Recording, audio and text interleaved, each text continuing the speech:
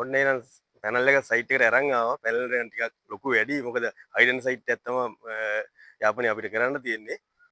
ඔන්න ඉතින් යාපනයේ සයිට් එකට බඩු ටික නම් ඉක්මනට ගෙනාවා. කොහොම හරි ඉක්මනට මම බලන්නේ මේ වැඩේ පටන් අරන් පොඩ්ඩක් යාපනයේ පැත්තේ රවුමකුත් දාලා එන්න කියලා. සුබ උදෑසන සියලුම දෙනාට එවසෙප් ටීම් එක අපි යාපනයේ ප්‍රදේශයේ ෆයර් ප්‍රොටෙක්ෂන් සිස්ටම් එකක් ස්ථාපනය කිරීම සඳහා තමයි ඇවිදින් ඉන්නේ. ඉතින් ඒ ආපු ගමනේ මට පොඩ්ඩක් හිතුණා යාපනයේ පැත්තේ පොඩ්ඩක් ඇවිදලා බලන්න කියලා. ඔන්න ඉතින් යාළුවනේ අපි ඊළඟට ආවේ යාපනයේ බලකොටුව බලලා යන්න කියලා.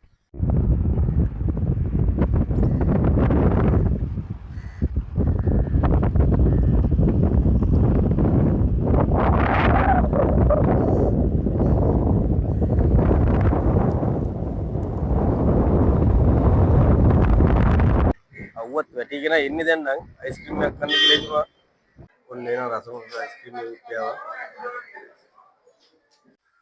ඔන්න ඉතින් අපි යාපනයේ ආපු ගමන් ආවා නාගදීප විහාරෙත් වෙනගෙන යන්න කියලා.